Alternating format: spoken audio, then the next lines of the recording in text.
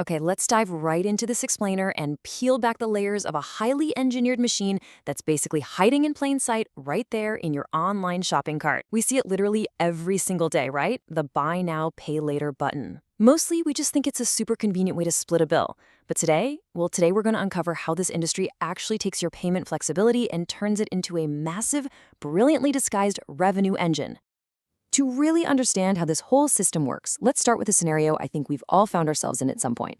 Imagine you're browsing online and you spot this incredibly sleek pair of headphones. They cost exactly $200. Now, you really want them, but you hesitate. $200 is a heavy financial decision, you know? It's enough money to make you pause and really think it over. And in that exact moment of hesitation, your brain kicks in and asks a painful but perfectly logical question to protect your hard-earned cash. Is this actually worth the money? Spending $200 feels, well, exactly like losing $200. It creates this intense psychological friction that just stops you right in your tracks before you hit the checkout button. But then, right below the total price, you spot four magical words. Pay just $50 today.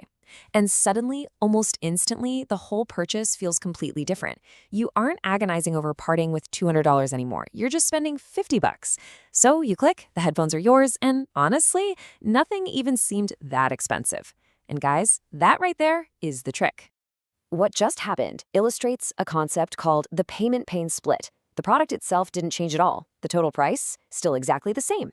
But buy now, pay later simply separated the immediate, sharp, emotional pain of buying something from the ultimate financial reality of that purchase. It's kind of like an illusion for your wallet. And this psychological trick, it works incredibly well. Federal Reserve data actually shows that 16% of US adults have used buy now, pay later recently. But here is the truly eye-opening part. 58% of those users admitted it was the literal only way they could afford their purchase. So it's not just making things convenient, it's fundamentally changing whether people feel capable of buying something at all. Which leads us to a really fascinating inversion of who the real customer actually is in this scenario. You see, buy now, pay later isn't really selling you a cheaper product. It's actually selling merchants a guaranteed sale. Think about the difference here. A shopper sees $200, gets scared off, and the merchant gets absolute zero.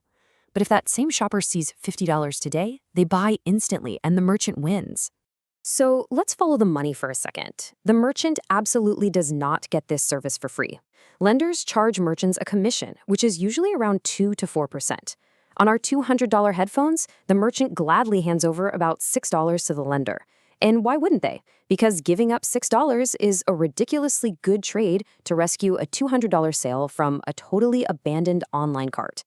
This fundamentally rewrites how traditional retail works. I mean, the old model was super simple, right? Customer pays merchant, boom, done. But buy now, pay later boldly inserts itself right in the middle of that relationship. The provider pays the merchant, you owe the provider, and suddenly the boring old checkout page has been transformed into a highly valuable distribution channel. This whole setup creates what we call a permission to buy effect. By artificially lowering that psychological barrier at checkout, the payment method doesn't just process a sale. It actually manufactures additional demand out of thin air. People absolutely love the convenience, with 87% of users saying they explicitly want to spread their payments out. It's an engine perfectly designed to drive repeat spending. If you really think about it, this exploits the exact same psychological blind spot as your daily coffee habit. A $5 coffee feels completely harmless, right? But do that every single day, and it quietly balloons into a $150 monthly drain on your bank account. The small individual transaction completely hides the massive cumulative cost. Buy now, pay later simply takes that exact same phenomenon and applies it to much larger retail purchases. And that brings us directly to the hidden friction in this whole machine, the silent trap of payment stacking. Because let's be real, you don't just make one purchase. You've got 4 payments for the headphones, then maybe 4 for a new jacket, and suddenly, without even realizing it, your future income gets completely swallowed up by multiple overlapping installment plans. The one variable that turns a highly profitable user into a totally trapped user is cash flow. One $50 payment isn't scary in the slightest. But imagine making 5 different purchases across the month. Those overlapping payments suddenly commit $250 of your future available cash. If your monthly budget is already tight, this creates a massive, immediate cash flow crisis. And that cash flow crisis is exactly where the hidden costs finally bite back. According to the Federal Reserve, 26% of users reported paying late. And among those late payers, a staggering 64% were hit with extra late fees. So even without traditional interest charges, those late fees represent a massive, highly lucrative revenue stream for the providers. Plus, there is another major risk that people almost always overlook: the automatic payments themselves.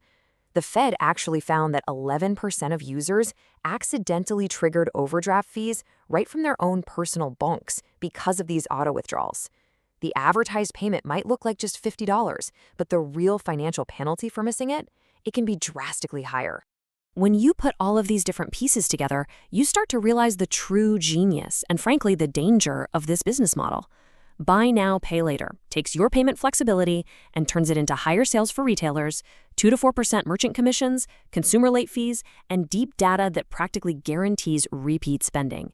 It is a wildly effective revenue machine, operating totally quietly in the background.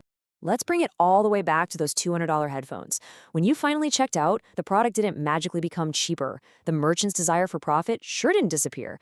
The decision was simply broken down into smaller, much more appetizing little pieces until your financial friction completely vanished. So as we close out this explainer, I want to leave you with a thought. The very next time you're standing at a digital checkout and you see those incredibly tempting words, "only $50 today," you have to stop and ask yourself the hard question. Are you actually affording this purchase right now, or are you just comfortably selling away your future income? Thanks so much for joining me on this deep dive. And hey, keep a sharp eye on those checkout buttons.